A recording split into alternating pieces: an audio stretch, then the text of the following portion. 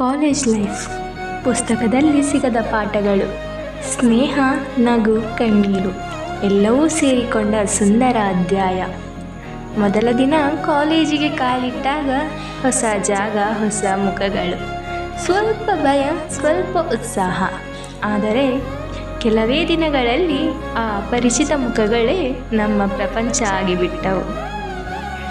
ಕ್ಲಾಸ್ನಲ್ಲಿ ಶಿಕ್ಷಕರು ಮಾಡಿದ ಪಾಠಕ್ಕಿಂತ ಬ್ಯಾಕ್ ಬೆಂಚಿನ ಮಾತುಕತೆಗಳೇ ಹೆಚ್ಚಾಗಿ ಇಂಪಾಗಿದ್ದವು. ಚಿಕ್ಕ ಚಿಕ್ಕ ಜೋಕ್ಸ್, ಅರ್ಥವಿಲ್ಲದ ನಗು.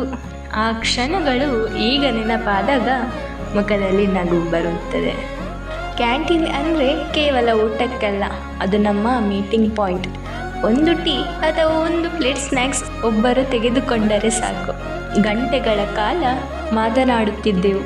ಅದೇ ನಿಜವಾದ college life.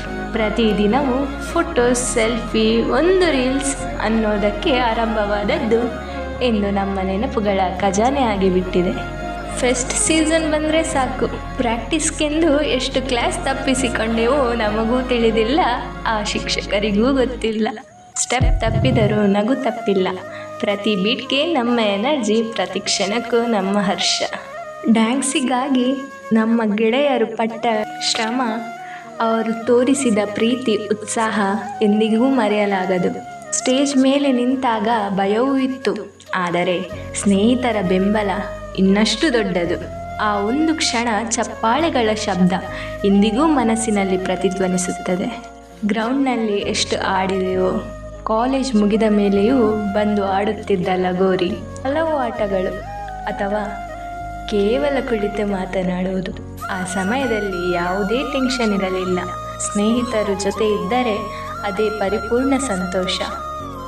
Last minute lab submission, record ಆಗಲಿಲ್ಲ ಎಂಬ ಒತ್ತಡ ಇದ್ದರೂ ಒಟ್ಟಿಗೆ ಮಾಡಿದರೆ ಎಲ್ಲವೂ ಈಸಿ ಅನಿಸುತ್ತಿತ್ತು.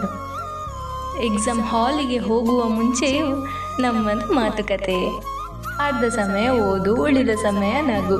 ಆದರೂ ಆ ಕ್ಷಣಗಳು ನಮ್ಮ ಜೀವನದ ಬೆಸ್ಟ್ ನೆನಪುಗಳು. ಪ್ರತಿ ಕಾರಿಡಾರ್, ಪ್ರತಿ ಕ್ಲಾಸ್ ರೂಮ್ ನಮ್ಮ ಹೆಜ್ಜೆಗಳ ನೆನಪುಗಳನ್ನು ಇಟ್ಟುಕೊಂಡಿದೆ. ಇವು ಕೇವಲ ಗೋಡೆಗಳಲ್ಲ, ಇವು ನಮ್ಮ ಕಥೆಗಳ ಸಾಕ್ಷಿಗಳು. ಕಾಲೇಜಿನ ಕೊನೆಯ ದಿನ, ನಗು, ಫೋಟೋಸ್, ಆದರೆ ಒಳಗೆ ಒಂದು ಖಾಲಿತನ. ನಗುಮುಖದಲ್ಲಿ ಕಣ್ಣಲ್ಲಿ ಕಣ್ಣೀರು.